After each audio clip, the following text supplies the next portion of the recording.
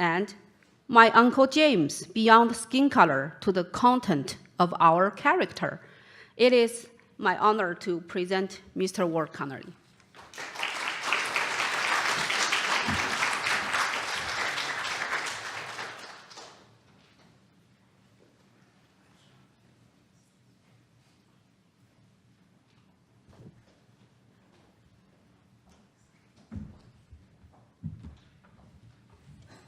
Sorry to take so much time getting up here, but Father Time is controlling my legs and feet. I'm just thrilled to be able to join my fellow Americans in confronting what has become, I think, a major problem. The President often talks about merit-based immigration. We need merit-based operations in all vestiges of American life. And hopefully we can light a fire that will put us on the path to achieving that glorious objective.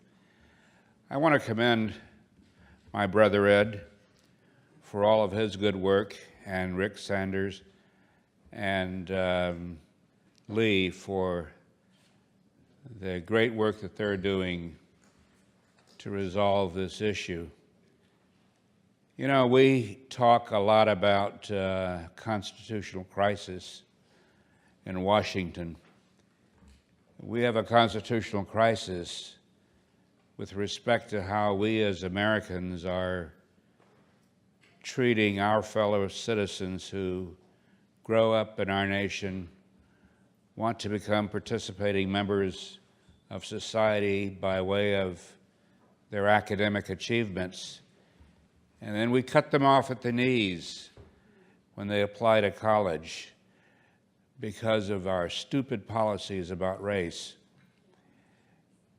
That is a crisis. Our laws don't really comport with our behavior. Our Constitution is colorblind. You won't find any reference at all in the Constitution to race. In fact, the 14th Amendment to the Constitution guarantees equal protection for all individuals, not all races, all individuals. We have a Civil Rights Act of 1964. Title VI says that if there is discrimination against people because of race or ethnic background, they will not be allowed to use federal funds. The trough will be closed to those agencies and recipients of federal dollars if they engage in discriminatory conduct. Yet we look the other way when hundreds of thousands of people are discriminated against because they happen to be Americans of Asian descent. If we had that with respect to people like me, brown skin, we wouldn't be having a conference today. We'd be out on the streets clobbering people for discriminating against us because of race. Why isn't that happening now? Why are we letting this happen? That's the constitutional crisis, my friends. We're looking the other way. And I think the time has long come when we need to close the door on this issue of diversity. Diversity is great when it's achieved through a fair and open competition. We could applaud that.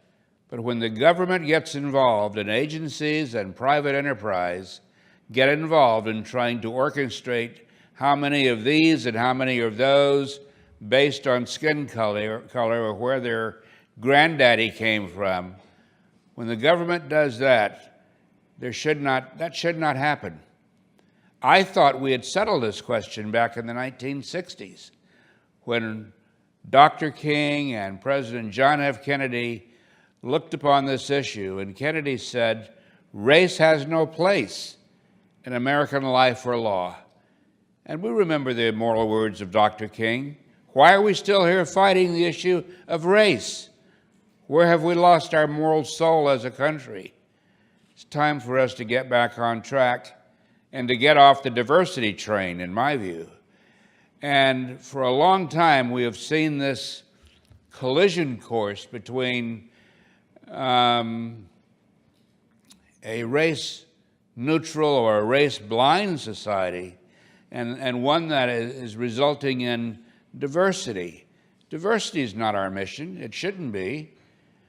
We provide the funds and the resources for communities to educate our kids, not to pick who's going to sit next to whom in a classroom based on their skin color. But that's precisely what we're doing. And I would urge all of those in the political class to give it up, because the American people do not want us picking winners and losers on the basis of skin color or on the basis of where our ancestors came from.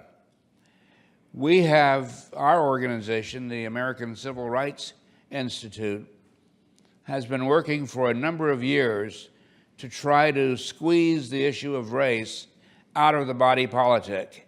And as Ed mentioned, we have succeeded in 8 states to bring about a race, not just race neutral, but an area in which race is not a consideration in public education, public employment, or public contracting. And we were marching along trying to bring that philosophy to the entire nation. The issue that we have seized upon is one in which, through the constitutions of our individual states or the public policies, the following language would be applied. Quote, race, the state shall not discriminate against or grant preferential treatment to any individual or group on the basis of race, sex, color, ethnicity, or national origin. As I said, we have accomplished that objective in about 1/3 of our great nation's population. But about 2 weeks ago, the state of Washington, the legislature there, passed an initiative that, rather than guaranteeing equal opportunity, it seeks to reorchestrate how that state will conduct its business. That initiative is known as the Initiative on Diversity, Equity, and Inclusion. And it has expanded the groups that this will apply to include those based on sensory, disabilities, veterans, race, ethnicity, age, sexual orientation. I don't know how in the world that state is going to implement this initiative, but it's clear that it's an effort to reinstate race preferences without calling it that. In fact, they redefine the definition.